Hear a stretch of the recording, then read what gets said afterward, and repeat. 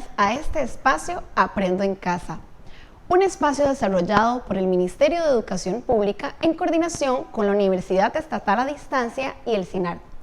Soy Montserrat Párez, asesora nacional de educación musical, y para mí es un gusto poder compartir con cada uno y cada una de ustedes.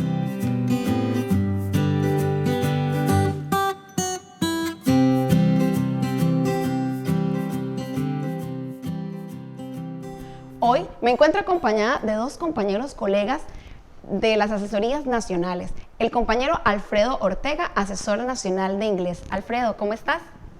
Hola Montserrat, ¿cómo te va? Muchas gracias por tenernos por acá. Gracias a ustedes. Y también tenemos al compañero Richard Navarro, asesor nacional de español del Departamento de Primer y Segundo Ciclos. ¿Cómo estás, Richard? Hola, muchas gracias por este espacio de socialización que tenemos en este momento. Muchas gracias a ustedes. Vamos a trabajar el tema el día de hoy de la mediación pedagógica transformadora, pero específicamente vamos a conversar sobre las plantillas de planeamiento. Pero antes de iniciar con este tema, yo quiero preguntarle a Richard si nos podría contextualizar un poco sobre este proceso que se ha venido llevando a cabo de transformación curricular en el Ministerio. Claro, bueno, es muy importante acá que podamos considerar que este proceso de transformación curricular en el año en que nos encontramos, que es una apuesta por la calidad educativa, aprobada por acuerdo 0301-2020, es un acuerdo que precisamente retoma, como vemos en esta imagen en pantalla, a través de este proceso de una línea de tiempo, básicamente algunos aspectos esenciales por considerar. Primero, Montserrat, explicar que nosotros teníamos una diversidad de programas de estudio, algunos en el marco de ética, estética y ciudadanía, que aunque eran programas por habilidades, estaban bajo esa estructura curricular, otros programas que son de nueva ciudadanía, que surgieron más adelante, y que hace también que estos programas de estudio se encuentren bajo dos distintas políticas educativas, una, la del siglo XXI, y la política educativa, la persona centro del proceso y transformadora de la sociedad. Entonces, todo este proceso hace que de alguna manera amalgamemos todo esto en conjunto para hacer un proceso de transformación pedagógica que contemple todas esas diferencias y que surge desde hace más o menos aproximadamente 15 años, trazando esa ruta de trabajo y que nos permite precisamente observar que ese trayecto nos lleva hasta un proceso de transformación curricular que involucra un cambio en ese proceso de mediación pedagógica transformadora, y lo vemos también visualizado en lo que corresponde a las pruebas FARO, que es el fortalecimiento de aprendizajes para la renovación de oportunidades. Entonces, básicamente podríamos decir que hemos construido un andamiaje ya durante varios años que nos permiten en este momento apostar por hacer un cambio en el proceso de mediación pedagógica para fortalecer el desarrollo de habilidades en la población estudiantil. Durante este proceso, Alfredo, hemos escuchado mucho la palabra habilidad. ¿Podrías aclararnos un poco qué quieren decir con habilidad? ¿Qué es una habilidad? Claro que sí. Desde la óptica de la mediación pedagógica transformadora, ¿verdad?, el logro de aprendizajes esperados y el desarrollo de habilidades, podríamos hablar de una definición de habilidad que fue dada por el Consejo Superior de Educación, ¿verdad?, para el caso de Costa Rica. ¿Qué es una habilidad? Pues una habilidad es una capacidad aprendida por la población estudiantil. Esta habilidad la utiliza para enfrentar situaciones problemáticas de la vida diaria. No es solamente la simple transmisión de conocimiento, lo cual promueve, ¿verdad?, una formación y una visión integral de las personas. El conocimiento está ahí. Yo reflexionaba con algunos docentes en algunas de las visitas durante la primera fase de la transformación curricular, en una de las plenarias, que el conocimiento lo tenemos ahí a la mano. Hoy tenemos a los millennials, tenemos a los centennials y ahora a la generación Z, que son personas que pueden accesar a la información muy fácilmente, pero necesitamos ir más allá. Es ver eso en el contexto, en la resolución de situaciones problemáticas, que podamos apropiarnos de ese conocimiento para resolver esos problemas y también para crear nuevos aprendizajes. Esa es la nueva visión que tenemos de habilidad y que es muy importante, como lo decía Richard, ¿verdad? Esa transformación, esa mediación pedagógica debe estar plasmada y se debe servir de todo este acervo teórico, conceptual, pedagógico, ¿verdad?, en la nueva mediación pedagógica que estamos proponiendo en el Ministerio de Educación Pública. Alfredo, ¿y podrías comentarnos qué es esto de dimensiones? Que hemos hablado que existen varias dimensiones, varias habilidades. ¿Podrías contextualizarnos, por favor? Claro que sí. Si nos vamos un poco a los referentes teóricos, como lo pueden observar ustedes ahí en la diapositiva, Encontramos un promedio de 100 y una cantidad específica de habilidades en el mundo, pues en la investigación que se hace, ¿verdad?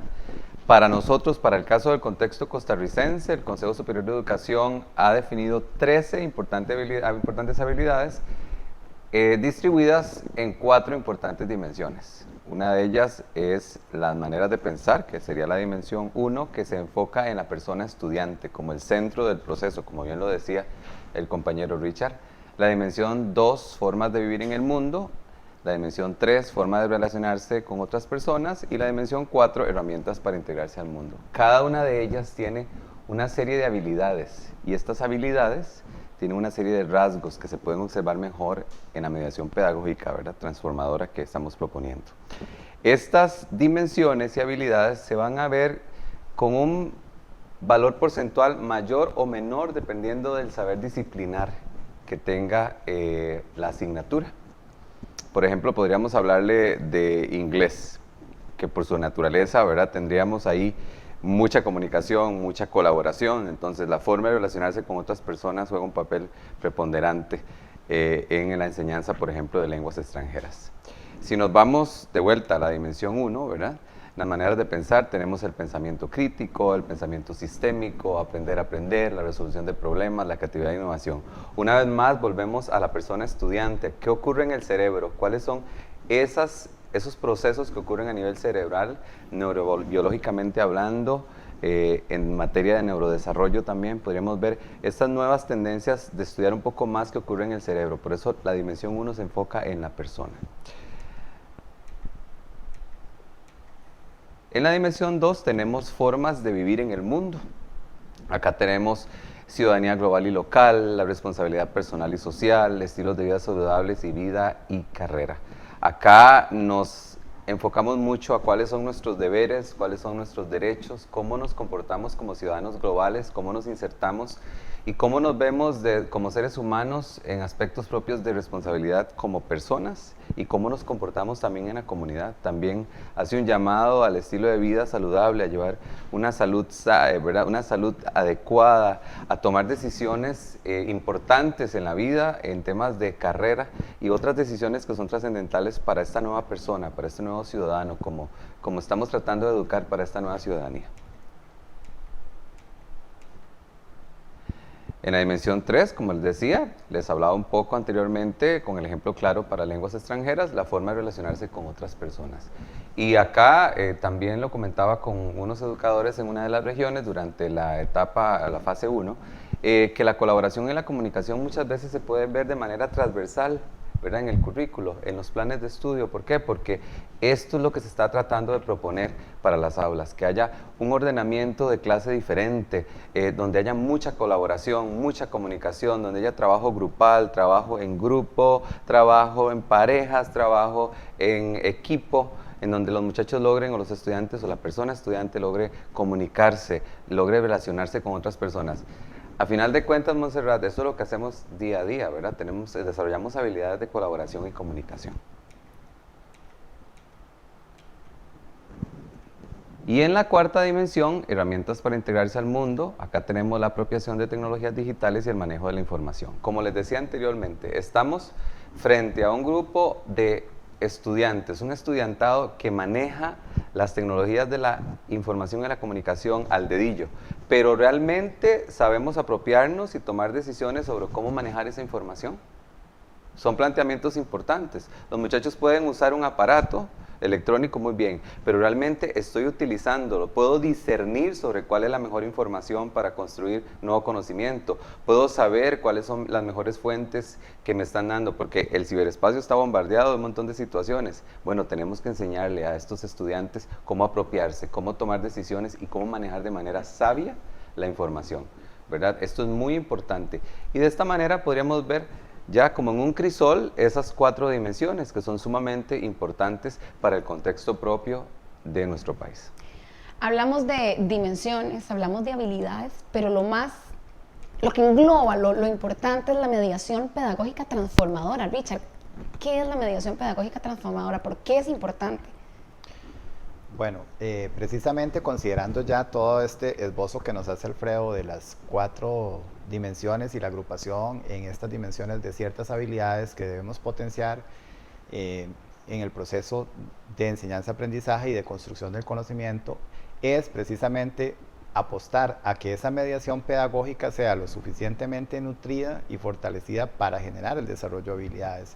Entonces, nosotros aquí podríamos referirnos básicamente a una definición conceptual de lo que es mediación pedagógica, pero quizás lo que queremos que entienda el docente es que el fuerte de todo este proceso sucede en el aula. O sea, ya tenemos una reforma, ya vimos una línea de tiempo que nos detalló claramente desde cuándo empezó este proceso de transformación curricular, pero seguimos viendo que no hay un cambio en lo que sucede en el salón de clase. Y es ahí donde estamos apostando con este proceso de transformación pedagógica, llegar al salón de clase y transformar lo que sucede en ese salón de clase.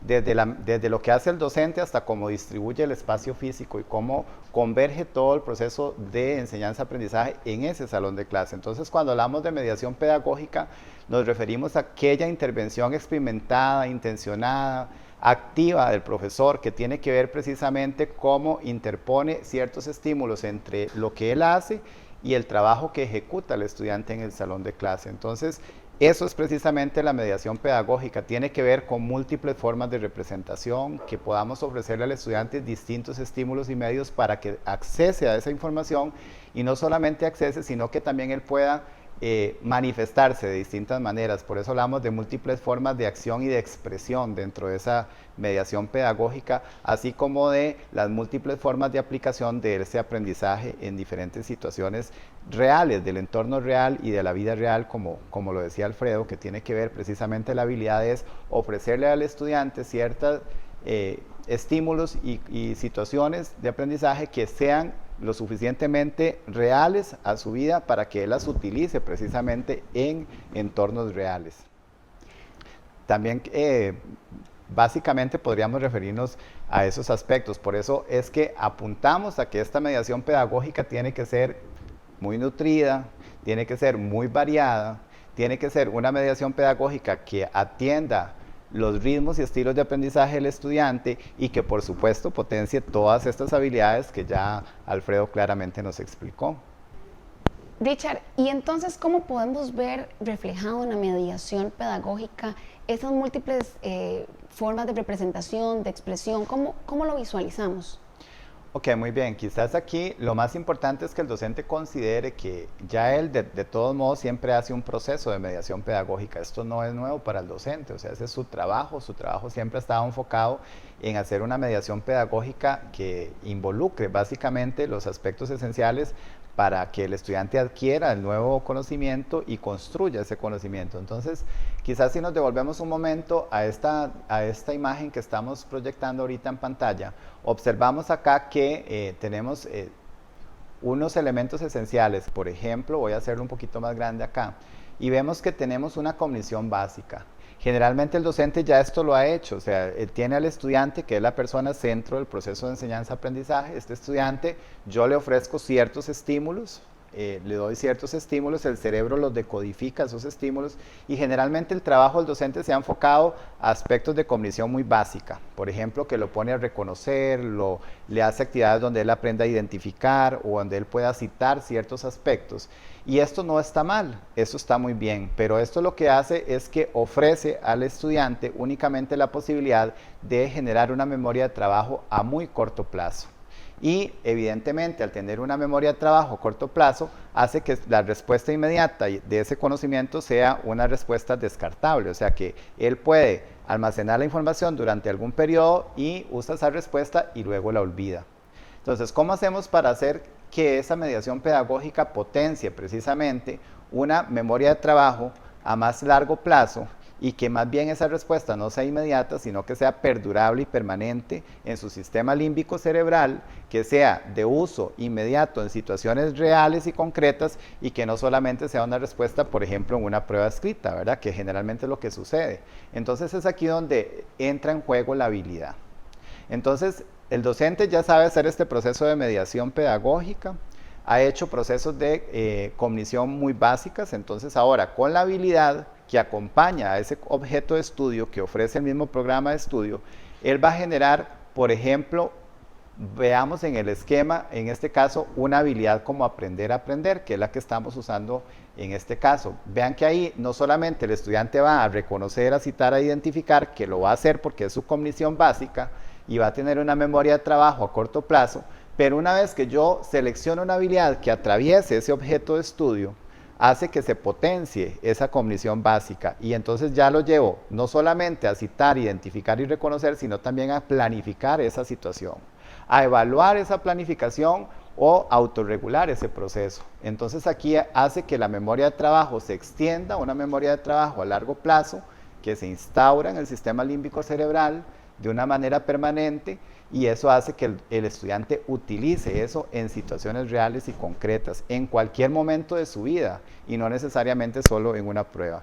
Entonces, ¿cómo hacemos para que esa mediación pedagógica sea lo suficientemente nutrida? Precisamente cuando podemos fortalecer todo lo que ya hacíamos antes, atravesando una habilidad que potencia ese proceso de construcción de conocimiento.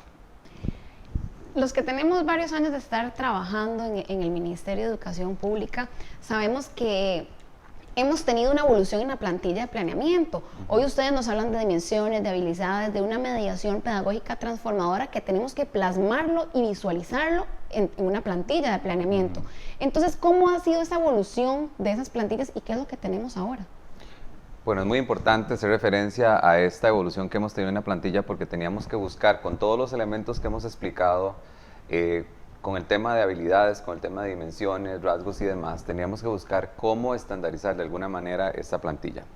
En la diapositiva que está en pantalla ustedes pueden observar que ha habido una evolución, podemos dar algunos ejemplos, entre 1956 y 2009, con un referente de Isla Tobo, duró 53 años esta plantilla y ahí tenemos algunos elementos, por ejemplo, el objetivo específico que se tomaba del programa, el contenido, la actividad, el recurso y la evaluación.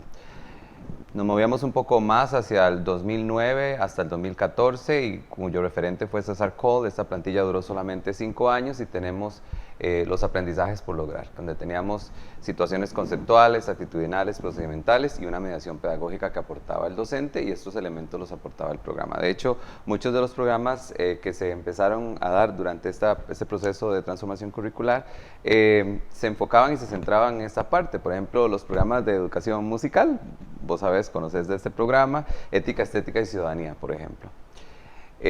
Para el año 2017-2019, esta plantilla duró solamente 3 años, se enfocaba en el aprendizaje esperado y unificaba todos los programas. Y se daban 3 columnas muy importantes: un aprendizaje esperado, mediación pedagógica e indicadores que daba el docente. Y ya para continuar con esta unificación en el marco de habilidades y los componentes del programa y el aprendizaje esperado, pues tenemos una nueva plantilla, que dicho sea de paso es una plantilla muy dinámica, Montserrat. ¿Por qué? Porque ya está en la caja de herramientas. Vamos a hablar más adelante de esta plantilla que es dinámica y que toma, ahora sí, elementos. Sí hay que hacer la salvedad que para lenguas extranjeras, más adelante, en el caso de inglés, voy a dar una explicación específica de cuáles son los elementos que se mantienen para lenguas extranjeras en el caso de inglés.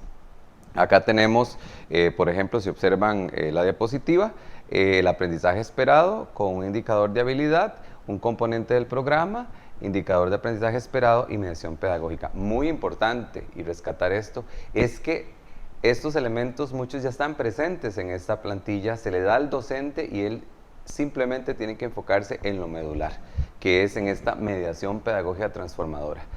Muy importante también, que lo vamos a mencionar más adelante, es que en la caja de herramientas los docentes van a encontrar las rúbricas del proceso y el desempeño para el trabajo cotidiano, para recoger. Y también elementos de evaluación sumativa, como recomendaciones de tipo de ítems para las pruebas que se van a aplicar durante el proceso. Sabemos que hay una unificación en esta plantilla para que podamos utilizarla, pero ¿hay alguna especificidad de utilizar esta plantilla con alguna característica específica? Por ejemplo, me surge la duda, ¿qué pasa con los unidocentes? ¿Qué pasa con ellos? Pero antes de entrar a hablar, me gustaría, Richard, que si me podrías comentar un poco sobre qué es una escuela unidocente y qué vamos a hacer, digamos, en este proceso de planeamiento correlacionado que se utiliza en las escuelas unidocentes.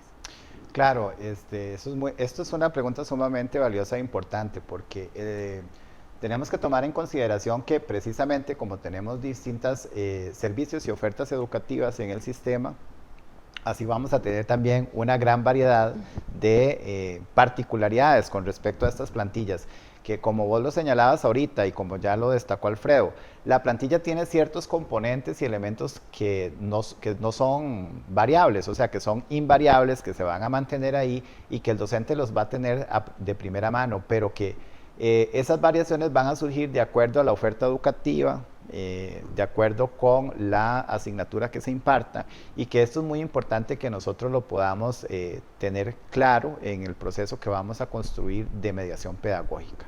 Bueno, quisiera antes de referirme al proceso de planeamiento correlacionado, referirme precisamente al planeamiento como tal. O sea, la plantilla de planeamiento tiene ciertos componentes específicos. Ya Alfredo nos hizo un barrido rápido de cómo fue evolucionando esa plantilla de planeamiento. Inicialmente nosotros teníamos que ofrecerle al docente, digamos, tenía que colocar prácticamente las 4 columnas, las llenaba él.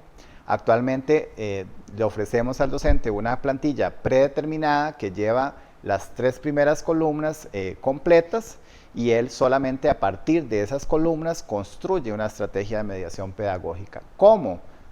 Considerando todo lo que ya dijimos, una estrategia de mediación con múltiples formas de representación, con múltiples formas de accionar del estudiante, donde se respete los ritmos y estilos de aprendizaje del estudiante, donde esté lo suficientemente nutrida y potenciada la habilidad que vamos a potenciar en ese momento, más el objeto de estudio que el mismo programa nos ofrece. En fin, todos estos elementos tienen que visualizarse en esa estrategia de mediación.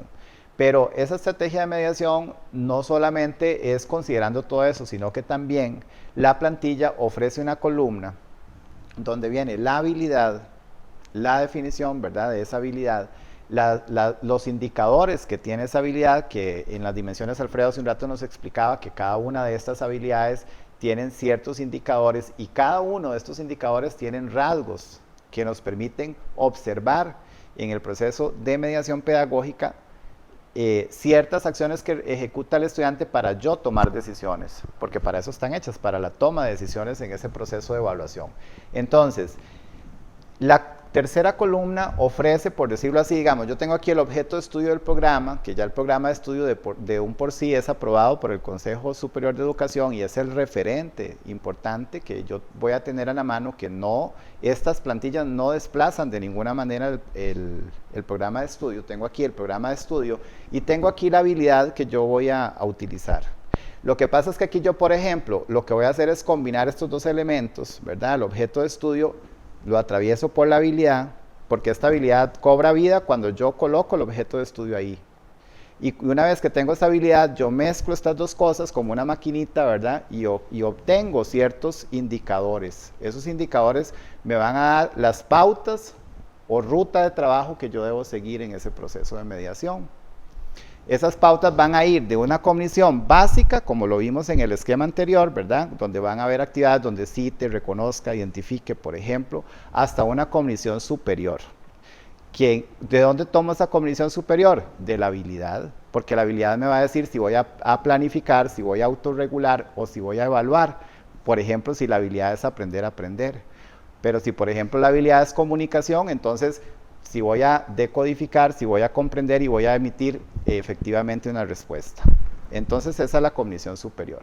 Entonces ahí el docente va a considerar estas primeras 3 columnas que ofrece la plantilla para construir su estrategia de mediación pedagógica lo suficientemente fortalecida. Quizá para poder ilustrar esta parte de lo que les he conversado, los invito a ver el siguiente video que nos va a ofrecer un panorama más claro de cómo debe construirse este planeamiento en la nueva plantilla. Perfecto, vamos a verlo. Hola, mi nombre es Nelson Campos, asesor nacional en la Dirección de Desarrollo Curricular. En esta ocasión conoceremos la nueva plantilla de planeamiento didáctico, la cual nos brinda mucha información para facilitar nuestra labor docente.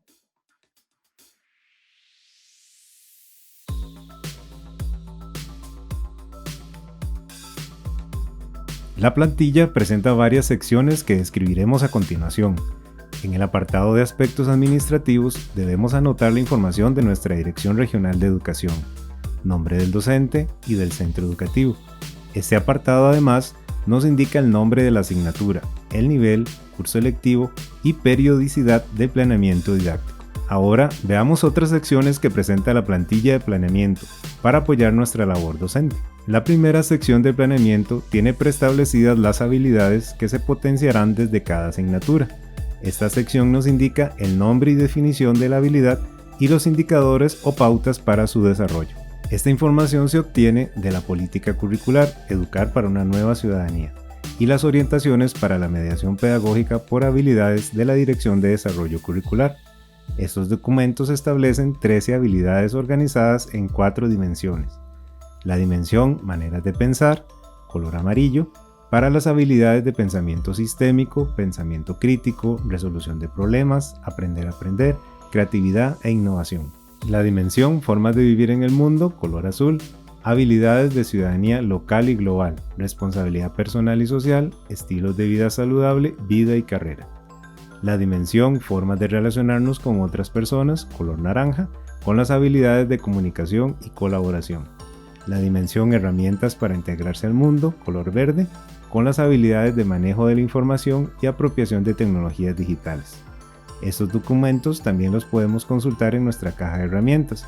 En otras palabras, esta sección nos brinda un marco general de las habilidades que trabajaremos con las personas estudiantes en cada asignatura. Ahora, ¿cómo podemos realizar la mediación pedagógica para desarrollar estas habilidades con las personas estudiantes? Para orientar nuestra mediación pedagógica, la segunda sección de planeamiento didáctico tiene varias columnas con información preestablecida, que nos permite ahorrar mucho tiempo en la planificación de la clase.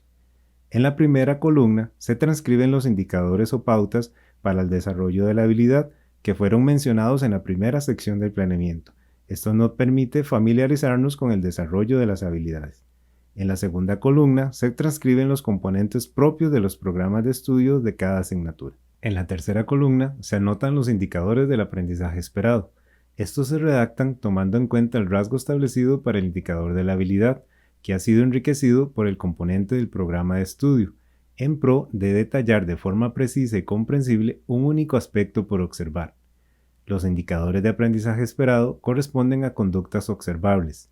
Ello permite recopilar información para valorar las pautas en el desarrollo de las habilidades y los conocimientos adquiridos a través del objeto de estudio de la asignatura. La persona estudiante lo potencia y demuestra durante las actividades de mediación. En la última columna, la persona docente debe redactar las estrategias de mediación. Estas estrategias consisten en la descripción detallada de las actividades para la mediación pedagógica. Se caracterizan por ser secuenciales, concatenadas, graduales y responden a la metodología establecida en cada programa de estudio. Lo anterior para abordar los indicadores del aprendizaje esperado. Además, se toman en cuenta los entornos y las condiciones de la comunidad donde se llevan a cabo los procesos educativos. Contextualización.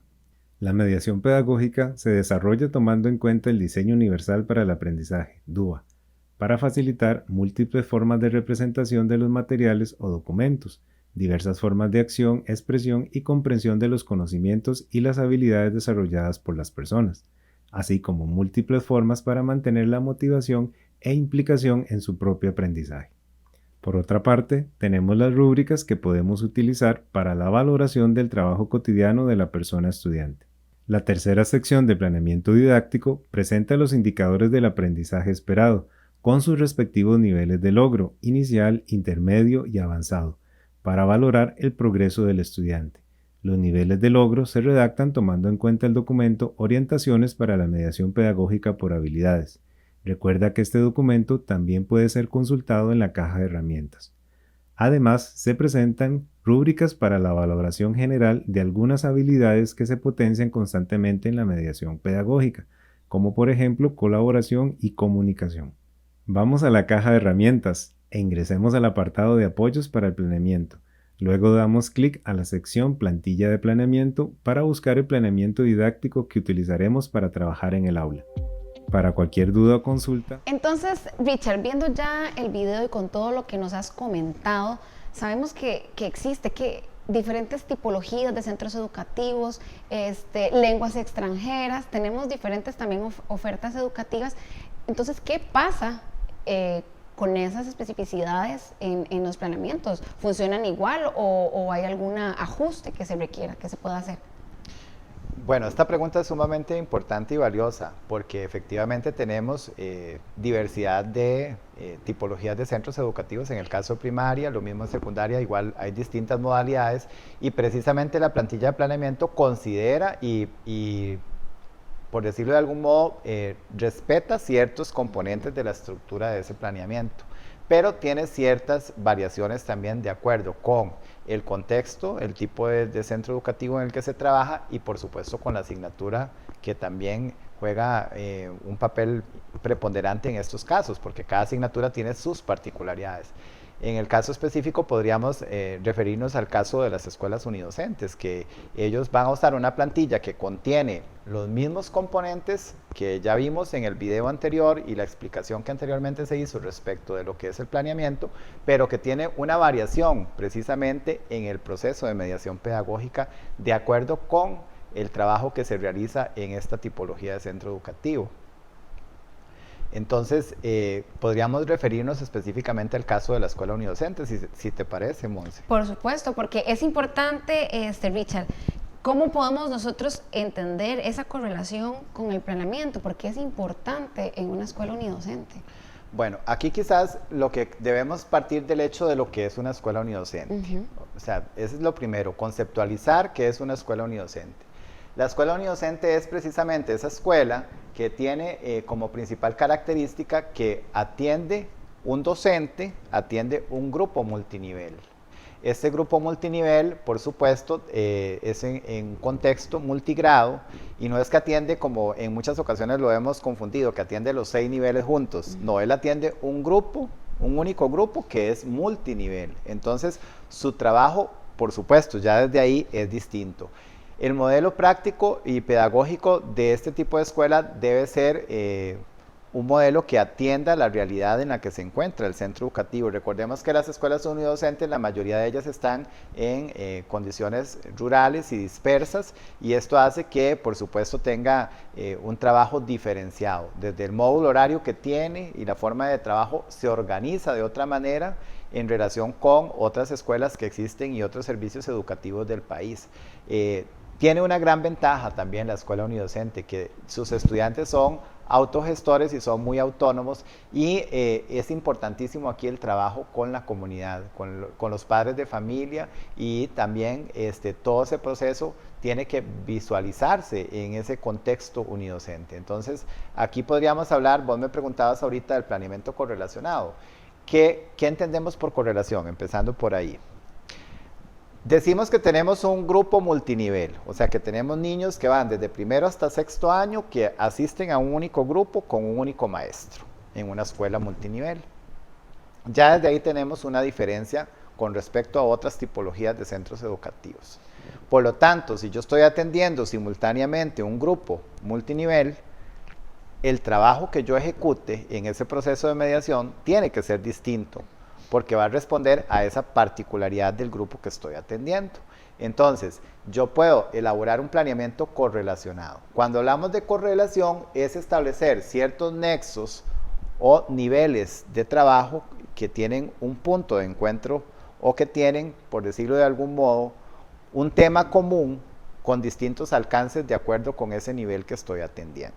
Entonces, podemos establecer esos nexos importantes para generar un mejor desempeño del trabajo de mediación pedagógica, y a su vez podemos integrar ciertas temáticas que se trabajan a lo largo de todo ese proceso con el grupo y que yo puedo simplemente profundizar en mayor o menor medida ese tema de acuerdo con el nivel en el que se ubica el estudiante, ¿verdad? Entonces ya desde ahí partimos a lo que es la correlación, como generar precisamente un espacio donde yo tenga esos nexos correlacionables entre distintos niveles para ofrecer una mediación pedagógica que responda a esa particularidad del centro educativo. ¿Y qué necesito entonces yo como docente para realizar ese planeamiento correlacionado? ¿Qué componentes deben de incluirse? Excelente pregunta, Montserrat, porque nosotros ya tenemos todo un andamiaje teórico para poder ofrecer este trabajo al maestro unidocente.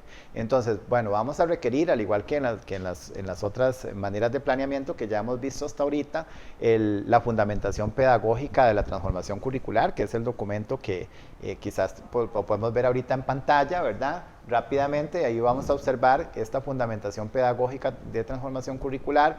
Necesitamos, por supuesto, las orientaciones para la mediación pedagógica por habilidades, que ya existen específicamente para la primaria, y también la política educativa. Pero algo más importante que todo esto, o sea, que se despliega precisamente de todos estos documentos y que es el referente por excelencia para que el maestro unidocente pueda ejecutar su práctica correlacionada, o sea, que pueda usar distintos temas y llevarlo a distintos niveles y alcances y potenciar habilidades a su vez en ese proceso de mediación, es un cartel de alcance y secuencia. Y este cartel de alcance y secuencia fue diseñado por los asesores nacionales de cada una de las asignaturas, desde español, matemáticas, ciencias, estudios sociales, todas las asignaturas del plan de estudios básico de primaria. Y este cartel lo que le permite al docente y al estudiante es precisamente definir cuáles son las áreas temáticas en las que es posible correlacionar. O sea, yo voy a partir de un tema que voy a observar que está presente desde el primer año hasta el sexto año, a veces por nivel o en el primer ciclo y en el segundo ciclo, y voy a hacer posible aquí que para ese tema que se repite desde primero hasta sexto y que está presente en el programa de estudio, vincularlo con una habilidad. Y entonces, ¿qué va a pasar? Lo mismo que dijimos hace un rato. Voy a tomar el objeto de estudio de acá, lo mezclo con la habilidad y voy a encontrar ciertos indicadores que me van a dar la ruta de trabajo, y cada uno de esos indicadores va a ofrecer distintos rasgos que me permiten observar en el proceso de mediación cuál es el nivel de desempeño que tiene ese estudiante. Entonces, el cartel de alcance y secuencia ya existe y es el referente más importante para que yo pueda organizar mi práctica correlacionada. ¿Para quién sirve este cartel? Únicamente para la escuela unidocente, porque es específico de esa tipología de centro educativo. Entonces, quizás aquí podríamos decir que esos son los documentos por referencia esenciales que vamos a tener para desarrollar ese proceso de mediación pedagógica correlacionada. ¿Y cuáles son esos componentes que debemos incluir en esa plantilla de planeamiento? Ok, muy bien. Entonces, como lo dijimos anteriormente, la plantilla va a ser prácticamente la misma que la escuela regular, o sea, vamos a encontrar los mismos componentes, los aspectos administrativos. Por ejemplo, aquí en pantalla podemos observar ahorita algunos aspectos administrativos que están presentes, igual que en la plantilla de planeamiento regular, de la escuela regular, que no es unidocente. Vamos a tener también una sección 1 que se define como habilidades en el marco de la política curricular. En esta sección 1, que también está presente en el planeamiento regular, vamos a encontrar obviamente la habilidad, su definición y los indicadores que corresponden a esa habilidad o pautas para el desarrollo de esa habilidad. Y en el caso específico de la escuela unidocente encontramos en este apartado la correlación por contenido curricular procedimental, que era lo que te decía. ¿De dónde sale? Del cartel de alcance y secuencia. Aquí vamos a encontrar en esta primera parte la correlación que corresponde, porque vamos a encontrar ahí cuál es el tema correlacionable de primero a sexto año con los distintos niveles de alcance que presenta. Por eso hablamos de un cartel de alcance y secuencia. El alcance es el grado de profundidad que le voy a dar a ese contenido. Por ejemplo, voy a poner un caso muy concreto. No sé, estamos trabajando el uso de la mayúscula, por poner un caso. Entonces, los niños de primero van a tener que usar la mayúscula, no sé, al inicio de una oración únicamente. Pero los de segundo van a tener que usar la mayúscula al inicio de la oración y después de un punto y seguido, o en sustantivos propios. Y los de tercero lo van a usar en todos esos casos que ya dije, pero además en títulos de libro. Y así vamos a ir aumentando el nivel. ¿Por qué? Porque el tema es el mismo. Vamos a trabajar uso de la mayúscula. Lo que va a cambiar es el nivel de alcance que voy a dar a ese tema de acuerdo con el grupo que estoy atendiendo, que es multinivel. Esa es la diferencia quizás más de peso radical que podemos encontrar en el planeamiento correlacionado. Entonces, ¿qué más vamos a encontrar en esa plantilla de planeamiento? Vamos a encontrar, obviamente, los aprendizajes esperados con cada uno de los indicadores de aprendizaje esperados, así como las estrategias de mediación. Y vemos que En el caso específico de la escuela unidocente, nosotros definimos en el plano nacional que esta correlación la íbamos a hacer por ciclo, porque eso permite, de algún modo, ya vimos que muchas de estas habilidades que vimos en cada una de las dimensiones tienen 3 pautas o indicadores para su desarrollo, y cada una de ellas tiene rasgos, y cada uno de esos rasgos tienen niveles de desempeño. Y esos niveles de desempeño van de inicial, intermedio hasta el avanzado. Entonces, ¿qué mejor manera de hacer una correlación por ciclo que permita visualizar ese proceso específicamente de niveles de desempeño inicial, intermedio, avanzado, si no es por ciclo? Yo puedo definir ahí cuál es el nivel de alcance que tiene un ciclo o el otro, de acuerdo con la habilidad que estoy potenciando y de acuerdo con el objeto de estudio, en este caso, del cartel de alcance y secuencia que estoy empleando o la temática que estoy empleando. Entonces, la plantilla tiene los mismos componentes. Vamos a encontrar el aprendizaje esperado, que va a estar compuesto del indicador del desarrollo de la habilidad, más el componente del objeto de estudio, que fue lo que expliqué hace un rato. Juntamos esas dos cosas, vamos a encontrar un indicador de aprendizaje esperado que resulta de la combinación de estos dos, y además vamos a encontrar una columna que trae la estrategia de mediación. ¿Cuál es la diferencia con respecto a lo que hace el docente regular? Que esta estrategia de mediación va a ser correlacionada. ¿Qué quiere decir que va a ser correlacionado? Que va a atender muchísimas actividades que van desde los chicos que están en el primer año hasta el tercer año, por ejemplo, si lo hago en el primer ciclo, o desde primero hasta sexto, en los casos que sea posible hacer esa correlación en todos los niveles. Entonces ahí es donde tiene la mayor diferencia con respecto a la plantilla regular, que es en la columna de estrategia de mediación, donde yo tengo que hacer visible todo ese proceso para un grupo multinivel que estoy atendiendo. ¿Y qué pasa en ese caso donde no se pueda correlacionar? En los casos que no es posible correlacionar, que eso es una muy buena pregunta, porque nos va a suceder que en algunos casos no tenemos la posibilidad de hacer una correlación, porque no hay un tema o un eje que sea como el mismo en todos los niveles. En esos casos vamos a tener que recurrir a una plantilla específica. Entonces, ¿cómo sé yo cuándo recurro a esa plantilla específica? Recordemos que en el apartado que yo les mostré anteriormente, en la sección 1, venía el cartel de alcance y secuencia. Ahí viene lo que es posible correlacionar con respecto a esos temas.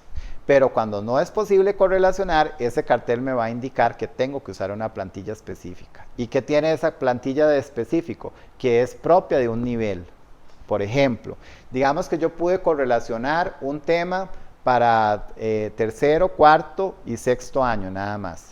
Y los otros niveles no los pude correlacionar porque no había nada que me permitiera hacer correlación. Entonces, pero eso no significa que esos otros grupos no trabajen. Ellos van a estar trabajando en un tema específico.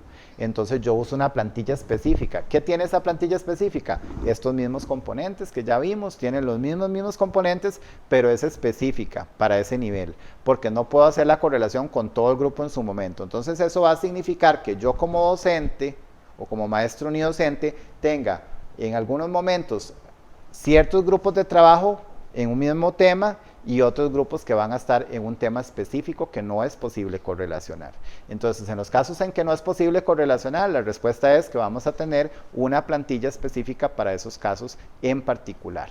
Richard, ¿y cómo es la forma de organizar el trabajo en las escuelas unidocentes?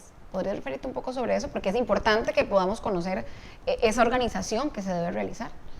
Por supuesto, la escuela unidocente es un mundo completamente distinto a las otras escuelas y precisamente los maestros unidocentes tienen una particularidad hasta desde su módulo horario.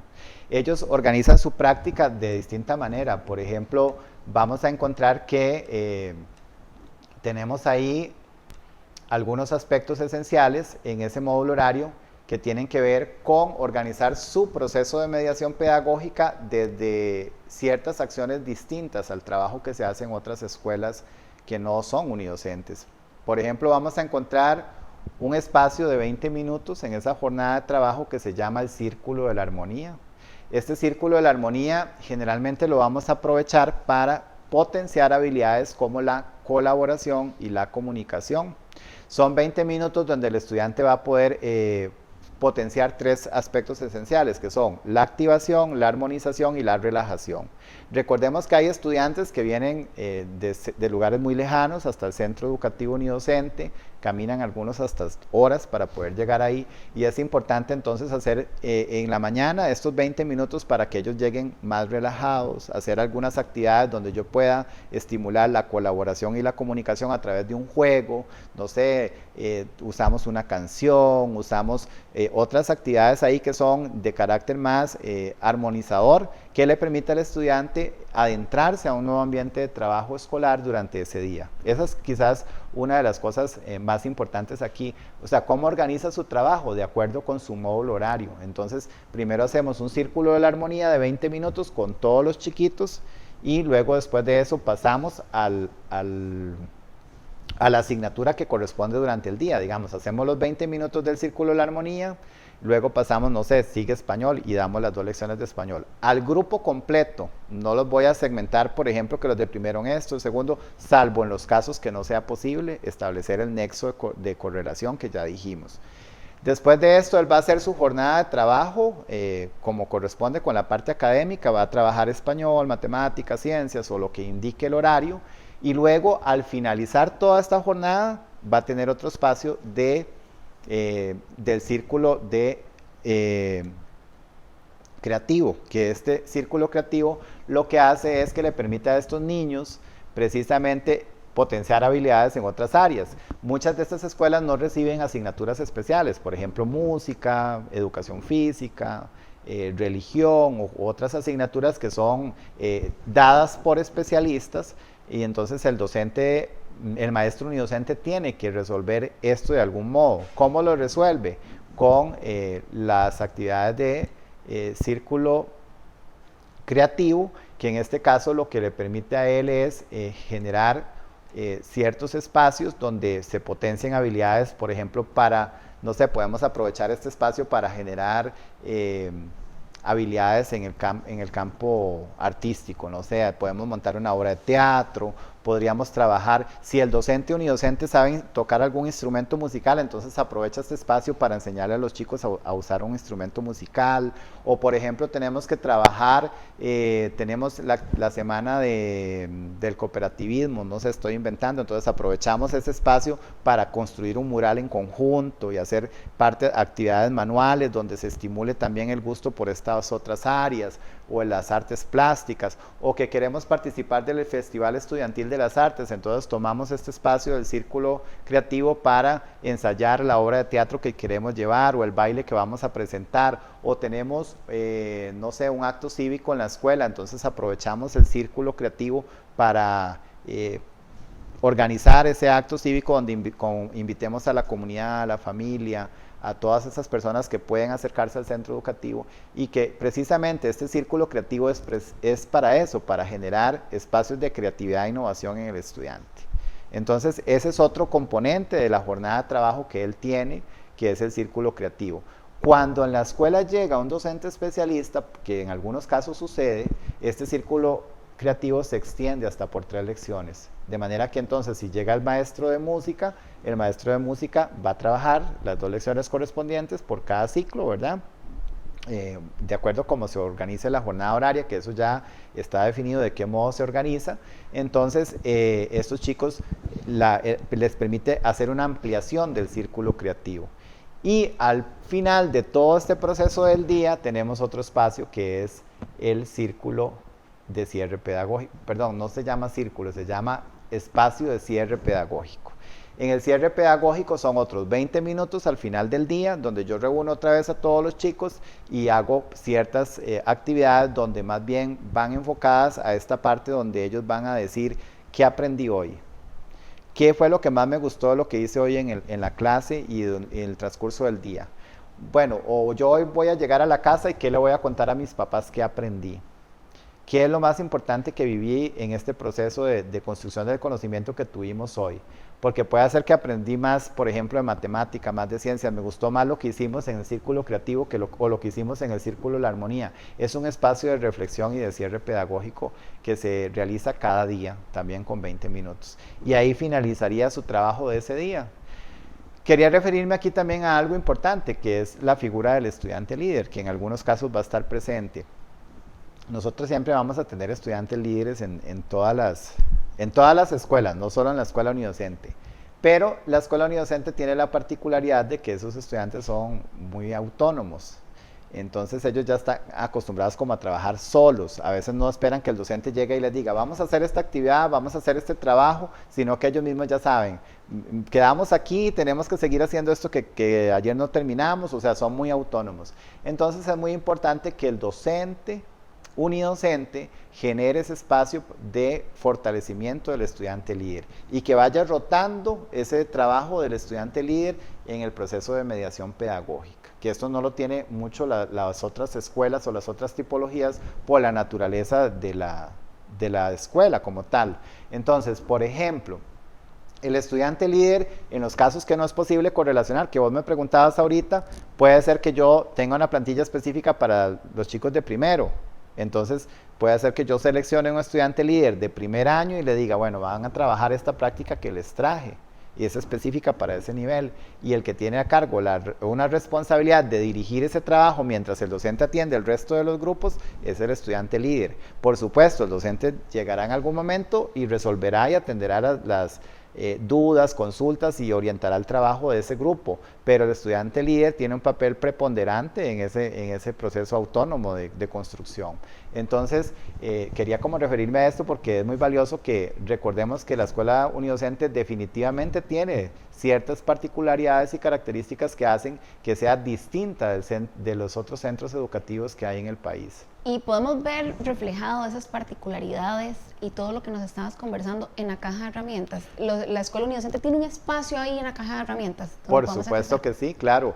Efectivamente se diseñó en la caja de herramientas un apartado específico que dice unidocentes. El maestro unidocente va a accesar a este espacio específicamente y va a encontrar precisamente esas plantillas ya correlacionadas. ¿Qué va a hacer él? Descargar las plantillas que son correlacionadas durante todo el año escolar, y también va a encontrar, Montserrat, las plantillas que no son posibles correlacionar, porque el cartel te va a decir cuándo se puede correlacionar y los momentos en que no, va a venir con negrita cuál plantilla tiene que usar, y esas plantillas no correlacionables van a estar en una carpeta que dice plantillas no correlacionadas. Entonces él va a tener a disposición en la caja de herramientas un apartado que dice unidocentes y va a encontrar las plantillas correlacionadas, las plantillas no correlacionables, y va a encontrar también los insumos del círculo de la armonía y del círculo creativo y de cierre pedagógico, y ejemplos de estos casos también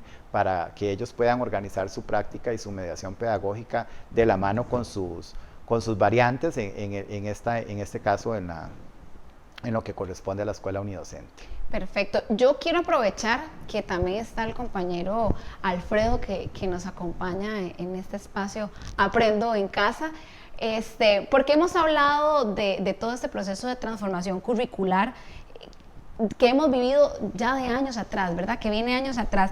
Pero quiero ahora puntualizar en lenguas extranjeras y en inglés, que sabemos que Alfredo es el compañero asesor nacional, uno de los compañeros asesores nacional de inglés. Y me gustaría hablar un poco sobre porque un nuevo programa de estudios para la enseñanza de inglés en los centros educativos del país en todo este marco de la transformación curricular. Bueno, contarles un poco a ustedes y a los compañeros docentes que ya estamos en este proceso desde hace 4 años. La reforma inició hace 4 años, creo que llevamos vanguardia en el tema del desarrollo de la competencia comunicativa y por supuesto se enmarca en nuestra política educativa, educar para una nueva ciudadanía y por supuesto una transformación curricular. Como bien lo saben ustedes, el tema del aprendizaje de las lenguas extranjeras es un tema sumamente importante ahora en el país y la necesidad estaba ahí incipiente de cambiar y revisar qué era lo que se estaba entregando y mediando en las aulas costarricenses. Algunos de los aspectos muy importantes, en primer lugar, fue el tema de la necesidad de generar un currículo más articulado desde la primera infancia, en este caso desde primer y segundo ciclos, hasta la secundaria. Otra cosa, no teníamos un perfil de salida claro para Costa Rica con respecto a los niveles de dominio lingüístico de los estudiantes, algo muy importante hoy en lenguas extranjeras. Y en tercer lugar, la demanda por el aprendizaje de una lengua extranjera en el país hoy, que se ve como una herramienta más. ¿Por qué no creer que el desarrollo de la competencia comunicativa, no solamente en la lengua materna, tiene un papel muy importante, sino en las lenguas extranjeras? En el caso particular voy a referirme a inglés, pero esto es un trabajo que se ha hecho de manera articulada con las asesorías nacionales de primaria, de secundaria, de inglés, de francés e italiano. Pues yo voy a hablarles un poco a mis docentes acerca de las dimensiones de educar para una nueva ciudadanía, cómo visualizamos eso, y creo que ellos lo conocen. En un apartado del marco teórico encontramos esta imagen que pueden ver en pantalla, que está por ahí, y ahí tenemos ways of thinking, ways of living in the world, ways of relating with others, and tools for integrating with the world. Those will be the equivalents in English, and I'm going to switch to English because I need to talk to my teachers. Okay, and of course we have three more pillars. That is a global citizenship with local belonging, education for sustainable development, and digital citizenship. So I'm going to switch to Spanish again. Voy a cambiar a español otra vez por respecto a la audiencia.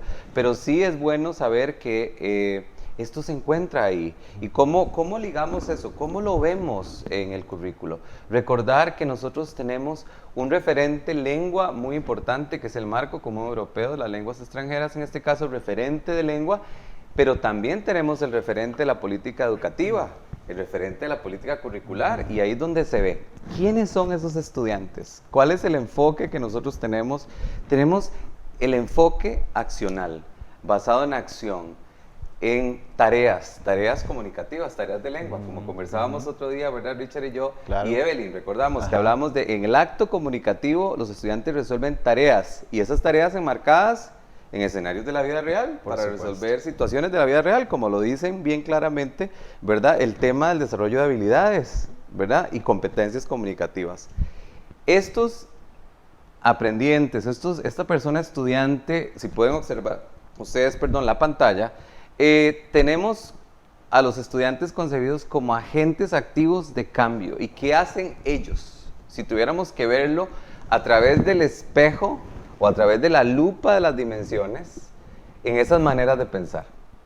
¿Qué hacen los estudiantes? Y ahí lo pueden, ellos pueden utilizar el conocimiento, las habilidades, las destrezas, más allá del contexto escolar, porque se enfoca en resolución de tareas en situaciones de la vida real. Pueden expresar sus propios puntos de vista, pueden reflejar y usar procesos de pensamiento crítico. Ahí tenemos no solamente la memoria, que estaba, como bien lo decías, en la cognición básica, ¿verdad? Pero también procesos más elaborados a través de lengua extranjera. Y por supuesto esto hay que enmarcarlo en los niveles de dominio lingüístico que tienen los estudiantes, a través de las bandas A1, A2, B1 y B2 para liceos experimentales bilingües y secciones bilingües, por ejemplo. Las maneras de relacionarse con otros. Comentaba con mi colega Marianela Granados, bueno, ¿cómo vemos eso en este nuevo currículo de lengua extranjera en el caso de inglés? El estudiante practica resolución de conflictos de manera pacífica y busca soluciones democráticas claras. ¿Cómo vemos las maneras de vivir o relacionarse o vivir en el mundo? ¿Verdad? Entonces, a través del entretejido de las unidades que se proponen en el nuevo currículo, los estudiantes van a poder armonizar el desarrollo social, económico y sostenible. Van a poder tomar acciones a favor de la sostenibilidad de recursos locales, nacionales y globales. También este nuevo estudiante, este nuevo ciudadano, es capaz de ser más consciente de que nosotros tenemos fronteras aquí a nivel país, pero también nos podemos ir más allá, que estas fronteras ya se han eliminado y yo puedo tener más sensibilidad, ser más compasivo con respecto a los ciudadanos nacionales, pero también a los ciudadanos globales, a través del uso de lengua. Practicar principios democráticos tales como la libertad de expresión y de credo, la responsabilidad y el respeto por la pluralidad y la diversidad cultural, sexual, lingüística y étnica en el país, ¿verdad? Como se establece en la Constitución Política del país. Defender y proteger los recursos humanos y estar en contra de cualquier forma de discriminación. Y por supuesto la cuarta dimensión, que es la manera de integrarse al mundo a través de la utilización en esa mediación, apropiarse de las tecnologías de la información y la comunicación para accesar el conocimiento y ¿verdad? Lograr incorporar la innovación, el servicio social proactivo, por ejemplo, a través del mini proyecto que hacemos al final de cada una de las unidades. Eso se ve en el entretejido. Así vemos, tenemos el desarrollo de la competencia comunicativa con las competencias de, por ejemplo, oral, producción escrita, y también tenemos un proceso muy claro, ¿verdad?, de mediación pedagógica andamiada, que lleva propiamente cuáles son esos pasos propios para el desarrollo de las competencias, en este caso orales o productivas, ¿verdad? Estuvimos hablando sobre mediación pedagógica transformadora, entonces me surge la duda de cómo nosotros, cómo se concibe esa mediación pedagógica en los nuevos programas de estudio para la enseñanza del inglés. Si ustedes observan pues la pantalla, van a poder observar cuál es el modelo pedagógico que se concibió. Tenemos un enfoque accional, que es el Action Oriented Approach, que se basa en que visualiza al estudiante como este agente social de cambio que completa tareas de lengua para la resolución de situaciones en diferentes dominios o escenarios que están propiamente en las unidades de cada una de los currículos que hemos establecido, ¿verdad? Y por supuesto los saberes, ¿verdad? El saber ser, el saber hacer, el saber ser y vivir en comunidad, y el conocimiento, que es el saber como tal, lo ponemos ahí, pero lo usamos para algo, ¿verdad? En un contexto sociolingüístico específico. Entonces son tareas de lengua que se ven mediadas a través de tecnologías de la información y la comunicación. Y también, algo muy importante, la evaluación, que vamos a hablar un poco más adelante sobre el trabajo cotidiano. ¿Cómo se visualiza esa evaluación? Es en el desempeño, en el logro del estudiante. ¿Para qué? Para que poniendo todo esto junto, vamos a lograr un desarrollo integral de la persona estudiante y una competencia comunicativa que entreteje estos saberes, ¿verdad? Los saberes que realmente componen la competencia comunicativa, como lo dije, el saber hacer, el saber ser y vivir en comunidad. Porque realmente eso es lo que hacemos nosotros con la lengua, Richard. Usted es profesor de lengua materna. ¿Qué hacemos nosotros con la lengua? Son actos comunicativos. Por supuesto. Producción oral, producción escrita, y realmente son actos en contextos distintos, en dominios profesionales, académicos, transaccionales, sociales. Entonces realmente eso es lo que hacemos con la lengua. Resolvemos tareas en contextos propios de la vida real. Y creo que por ahí pueden observar que ya lo mencioné, ¿verdad? La mediación, ahí lo decía. La comunicación está como la base, los estudiantes o el estudiantado logra tareas propias de comunicación, son agentes sociales de cambio, esto puede ser como un resumen de lo que he dicho, en un entorno específico de lengua para resolver problemas y alcanzar un objetivo. Y vamos a utilizar esos saberes, ¿verdad? Y lo vamos a integrar y lo vamos a contextualizar. Y, muy importante, en el enfoque accional, ¿verdad? O el enfoque orientado a la acción. Que tiene que ver precisamente con lo que hemos estado hablando de habilidades, porque es precisamente que todo eso que yo aprendo lo utilice en situaciones reales de la vida cotidiana. O sea, ese es el sentir de todo esto. Yo creo que ahí apunta todo este proceso de transformación curricular específicamente, ¿verdad? Hacer uso de todo en situaciones reales y concretas, no solamente memorizar ciertas cosas para emplearlas de manera inmediata y que luego ya no las recuerde, sino que más bien sea para que las use constantemente en mi vida cotidiana. Sí, yo me atrevería algunas veces en algunas reflexiones, y tal vez ustedes puedan apoyarlas, yo reflexiono que si realmente logramos transformar la mediación pedagógica en nuestros estudiantes, en el estudiantado, y si el docente logra entender este proceso, todos nos vemos beneficiados. Por supuesto. ¿Por qué? Porque el estudiante desarrolla habilidades en diferentes dimensiones, y esto va a permitir que los saberes disciplinares propios de la naturaleza, en este caso lengua extranjera, comunicación, se puedan servir de esas otras habilidades que están desarrollando para poder integrarlas en el desarrollo de la competencia comunicativa, por ejemplo, en el caso de lenguas extranjeras. Exacto. Y también entender que esto no es como nuevo, no es que como que estamos hasta ahorita desarrollando habilidades, o sea, siempre lo hemos hecho, ya habíamos, devolviéndonos a lo que hablamos temprano, o sea, hay una ruta que se hizo ya hace algún tiempo y siempre lo hemos hecho, lo que pasa es que ahora las hacemos más visibles en la plantilla de planeamiento, pero visibles específicamente en esa mediación pedagógica transformadora. Claro. Correcto, siempre lo hemos visto, visualizado desde nuestros programas de estudio, ¿verdad? Yo creo que cada uno de nosotros desde nuestra asignatura siempre lo hemos visto reflejado. Y Alfredo, yo te pregunto, ¿qué ajustes se le han realizado? Porque me imagino que algún ajuste se le ha tenido que hacer a la plantilla de planeamiento específicamente para lenguas extranjeras. ¿Existe algún ajuste? Claro, como lo pueden ver ustedes en pantalla, Los elementos de la plantilla de planeamiento en su integralidad se mantienen casi intactos, pero por supuesto teníamos que hacer ajustes para alinearlo más a estos cambios que tenemos con el tema de mediación pedagógica transformadora. Queríamos evidenciar cómo quedaban esas dimensiones y ahí lo tenemos, lo podemos ver en esa columna de colores que ven ahí, las maneras de pensar, las maneras de vivir en el mundo, las maneras de relacionarse con otros y las herramientas para integrarse al mundo.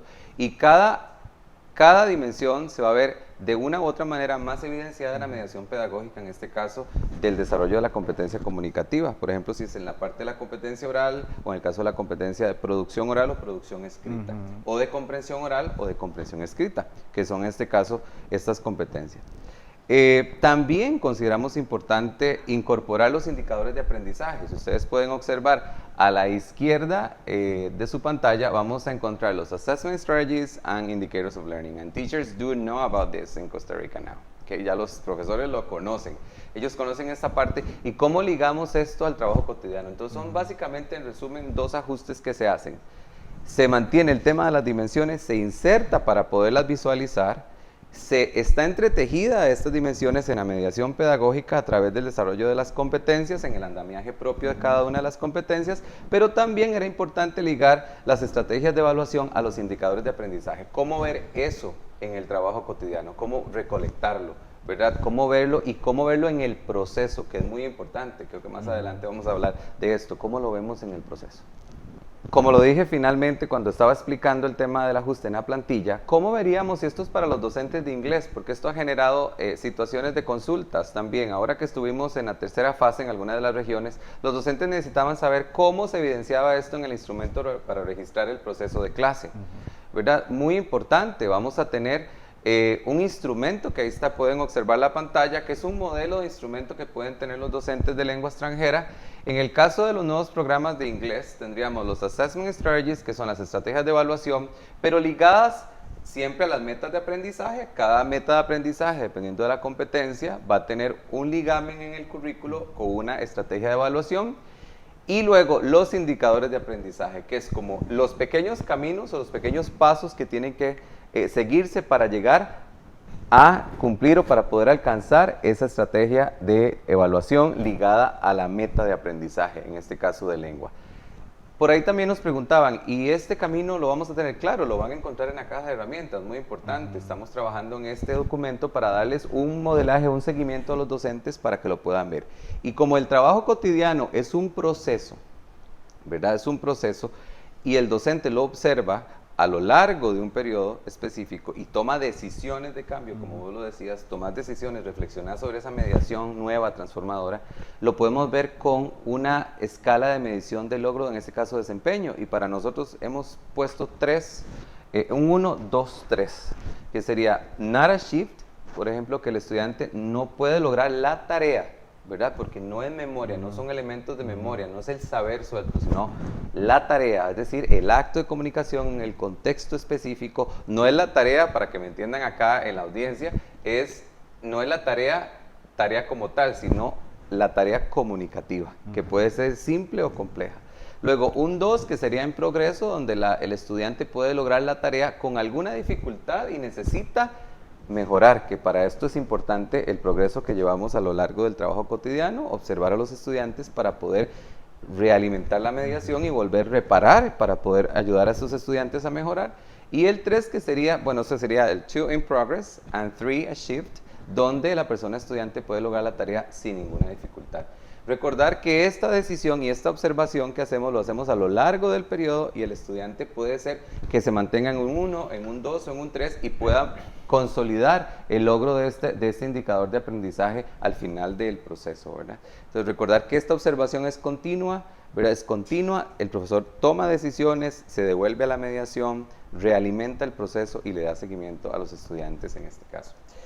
Como estamos en un proceso de reforma y vamos por el cuarto año, también era importante aclararle a los docentes que estaban trabajando con los grados o niveles escolares en donde no está todavía el nuevo programa de estudios. Entonces también en la caja de herramientas van a encontrar un documento para registrar el progreso de clase, en donde van a encontrar una plantilla alineada con estos programas 2005. Entonces también igual vamos a usar una escala de medida de 1, 2, 3, not achieved, in progress and achieved, pero sí tenemos elementos, en este caso los objetivos lingüísticos y lo que llamábamos anteriormente Evaluation of Learning Outcomes o Criteria, sería lo equivalente a los indicadores de aprendizaje. Para esto también se les va a dar insumo a los docentes en la caja de herramientas donde van a poder encontrar y accesar para que tengan de igual manera de dónde servirse para poder utilizarlo. En este caso los indicadores de aprendizaje, que son consultas que nos han hecho los docentes desde las diferentes regiones. Compañeros, y para ir cerrando y engranando todo esto que ustedes me han comentado, nos han compartido a todos nosotros, ¿qué otros aspectos deberemos de considerar en la mediación pedagógica transformadora que ustedes nos puedan comentar en este momento? Bueno, quizás un aspecto esencial ahorita que podríamos facilitar a los docentes también para que tengan claridad es que el proceso de transformación pedagógica no es solamente lo que yo plasme en el planeamiento, también tiene que ver mucho, como lo dijimos inicialmente, cómo distribuyo el ambiente de clase, el espacio físico. Entonces, nosotros hemos potenciado en este caso, en algunos ejemplos de planeamientos del mes de febrero, la importancia de distribuir ese salón de clase de otra manera. Entonces, en la siguiente imagen que vamos a observar, podemos ver que podríamos usar el salón de clase haciendo un uso distinto del mobiliario, por ejemplo, con lo que es un espacio para conectar, otro espacio donde el estudiante pueda descubrir y finalmente un espacio donde aplique esos conocimientos. Esto no tiene un orden establecido tampoco, o sea, podría ser que yo primero empiece aplicando ciertas cosas y a partir de eso descubra y pueda conectarlo con conocimientos que ya tenía, o sea, puedo alterar ese orden. Y no es que tengo que tener un espacio definido para cada uno de ellos en el salón de clases, sino que en torno a la mediación pedagógica que yo ejecuto en ese momento en el salón, yo puedo hacer actividades donde el estudiante esté aplicando algo y ellos saben que está en el momento de aplicación y entonces distribuyo el salón de clase de una manera distinta, pero luego quiero que más bien descubran, entonces organizo el salón de clase de otra manera para que ellos sepan que están en un proceso de descubrir nueva información y finalmente puedan, no sé, quiero que conecten toda esa información que descubrieron y aplicaron en situaciones de la vida real y organizo el salón de clase de otra manera. Esto es esencial porque el proceso de mediación pedagógica tiene que ser paralelo también a lo que sucede en el salón de clase y ese cambio que encontramos en el aula. No sé, esto me parece que sería quizás una reflexión importante de hacer en este momento. Es importante rescatar, Montserrat, que también tenemos perfiles de los estudiantes, que cada uno de los niveles, ¿verdad? En este caso los grados, los niveles, tenemos un perfil que está alineado completamente a las dimensiones. Entonces, ¿qué puede hacer este estudiante? ¿Qué logra al finalizar un ciclo? Entonces es muy importante recordarle a los docentes del país que estos perfiles están presentes en la caja de herramientas, en la sección de documentos oficiales, ¿verdad? Y que están completamente alineados con las dimensiones en esta mediación pedagógica transformadora, ¿verdad? Entonces es muy importante para ustedes en casa que recuerden que hay un perfil y que este perfil debe ser revisado para saber cuál es la salida final que va a tener el estudiante o la persona estudiante al final del ciclo educativo.